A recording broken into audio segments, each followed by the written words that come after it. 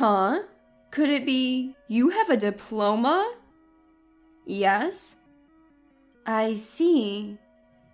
Well, in that case, there must be a lot you don't know. I thought everyone here at the company was a college graduate. Grover, who became my new boss, said this to me. From that day, he started to pile odd jobs on me. I'm Emery Leland, a 24-year-old employee.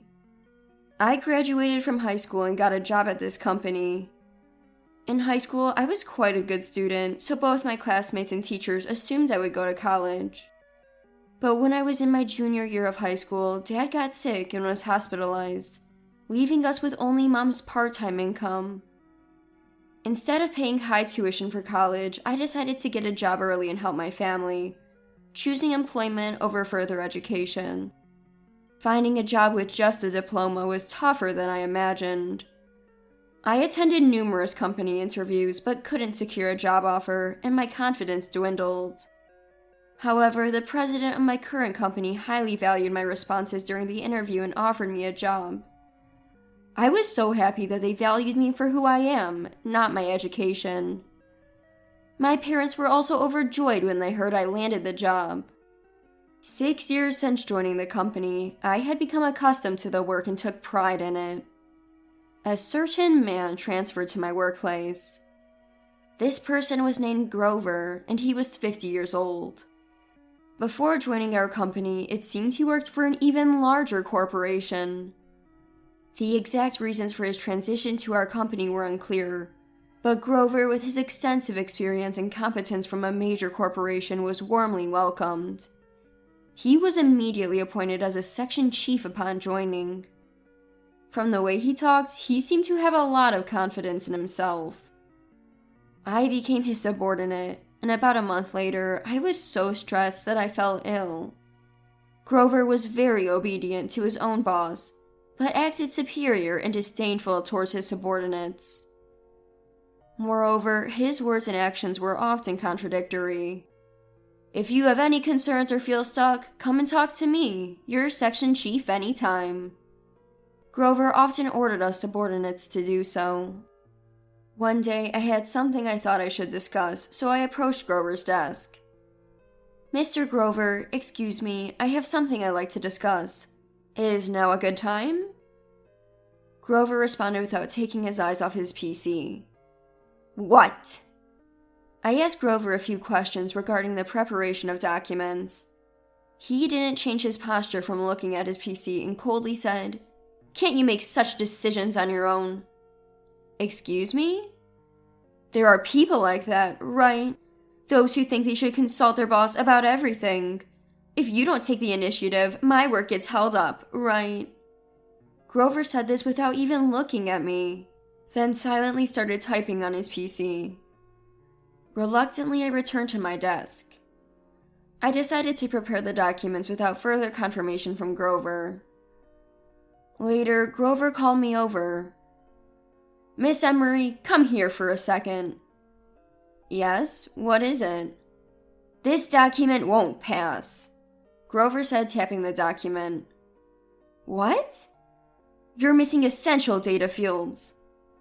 I wanted to confirm with you whether I should include that item, but I was told to decide on my own. I was unsure, and without permission, I didn't know if it was okay to publish this data.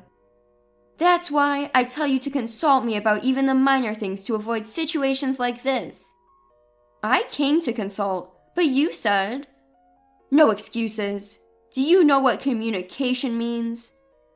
Yes? Communication is fundamental in work.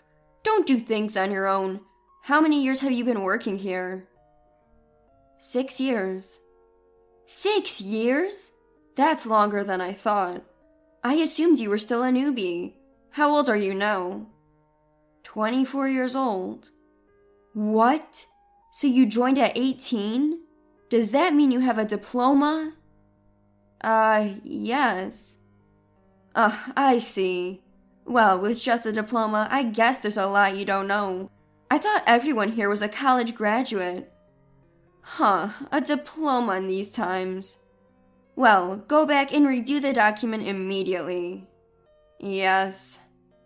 I was extremely frustrated. Despite being told to consult about everything, when I did, I was annoyingly dismissed, and then blamed for making decisions on my own. Since Grover became the boss, such unreasonable things happened daily. My stomach was upset, I lost my appetite, and even Mom was worried about me. Additionally, being mocked as incompetent because of my diploma was distressing. After Grover learned I had a diploma, he started assigning me menial tasks. Miss Emery, make some coffee. Yes. Also, this trash can is full. Can you take care of it? Yes. Oh, and earlier I spilled coffee on the floor in the break room. I don't know where the mop is, so Emery, could you wipe it up? Yes. I had started being asked to do things I had never done before by him. Then I was called by Grover to a separate room. To a small conference room where I was seated across from him. Actually, the day after tomorrow, we have an interview for a new recruit. Yes? It's, well, the final interview.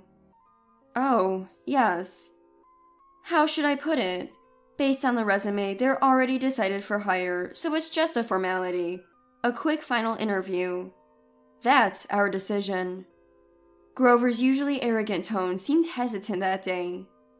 But I have an urgent matter during the interview time. I was supposed to conduct it, but now I can't. So, could you, Miss Emery, take my place? Me? Yes. But why me? If you can't, maybe another executive or the human resources manager could. That would be problematic. Why is that? Well, it's not exactly a problem, but... Emery, you're still 24, right? Yes?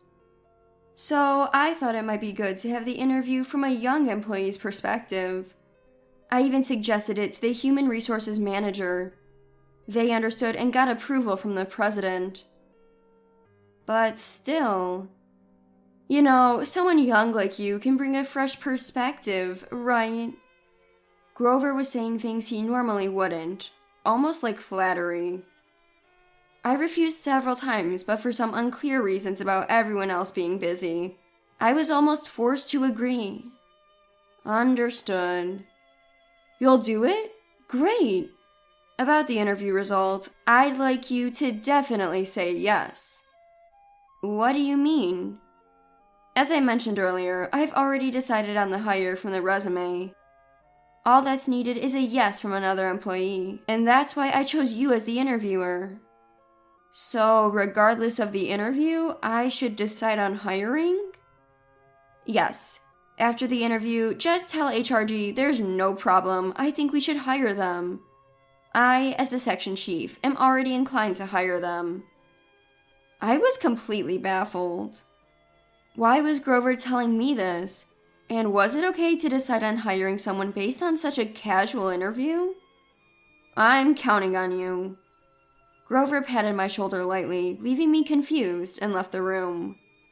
Before leaving, he emphasized, "Remember, don't talk about this with anyone." I was more bewildered than ever. And 2 days later, the interview time arrived. Grover was not at the company due to some errand. I was reading the resume of the person coming for the interview. They had graduated from a private university and seemed not to have worked for a year. No qualifications either. The resume, written in sloppy handwriting, seemed very carelessly done. Where was the excellence that Grover had mentioned? I couldn't see it from the resume. Then a young man in a suit entered the conference room for the interview. Here? Yes, please come in. The man silently took a seat. His hair disheveled and his tie not properly fastened. You're Mr. Gregory Grover, correct? Yes. Let's start the interview. Please begin with a brief self-introduction. Self-introduction? It's all in the resume. I was stunned. Such a disrespectful attitude. Then, could you tell me your reason for applying? Reason for applying? Yes? I don't know. Not particularly. You don't have any specific reason for wanting to join our company? Well, I guess not particularly. From his attitude and choice of words since entering the room, I couldn't understand why such a person was suddenly in a final interview for immediate hiring. Then, what would you say are your strengths? Strengths? What do you mean? I mean something you're good at, an area where you excel. Well, I guess not getting scared easily. Indeed. Then, if you were to join our company, what would you like to try? Hard to say, but if I have to choose, maybe futsal? Futsal? There's a futsal court near this company, so I want to go there after work. That's my dream. Also, I like casinos. I'd probably go to both with the same frequency. I was at a loss for words. It was my first time being on the interviewing side, but was it just coincidence that today's candidate was like this? Or is this attitude normal nowadays? No, that can't be. I couldn't imagine attending an interview with such an arrogant attitude. Then, this concludes the interview. However, just one thing. Yes? As a professional, I think your attitude could be improved. For an interview, it's better to be more polite. Then he said, like, it's over, right? So, bye. After saying this, the man named Gregory Grover quickly left the room. I was taken aback by his incredibly arrogant responses. Was it really okay to give an immediate job offer after such an interview? Could I really report to HRD that there were no issues and he should be hired, as instructed by Grover? If I let someone with such problematic behavior join the company, wouldn't it be my responsibility too? Moreover, the person interviewed, Gregory Grover, was requested by Grover. Was their shared last name just a coincidence, or were they related? They both did seem to have a similar arrogant demeanor. Pondering these thoughts, I went home from the office that day. That night, I received a WhatsApp message from my high school friend Celia. Celia has a college-age sister who happened to find a post on social media and told Celia about it. The company name mentioned on social media, isn't that where Emery works? It caught my attention. Celia sent me the post. Seeing this, I was surprised. Our company's name was specifically mentioned in various contexts.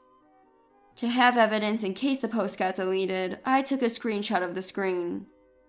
The next day, I went to HRD at the company and reported something to the human resources manager.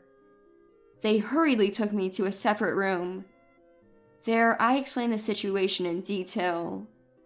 Afterward, I went with the human resources manager to the president's office.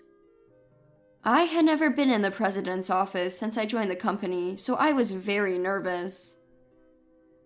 The president who had interviewed me when I was still a high school student and later hired me remembered me well. I talked with the human resources manager and the president for a while.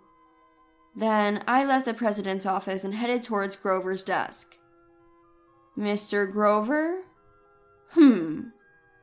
Grover responded indifferently without taking his eyes off his PC as usual. Do you have a moment? Can't you see I'm busy right now? Grover coldly replied without shifting his gaze from the PC. The president and human resources manager are asking for you. Please come to the president's office immediately. What?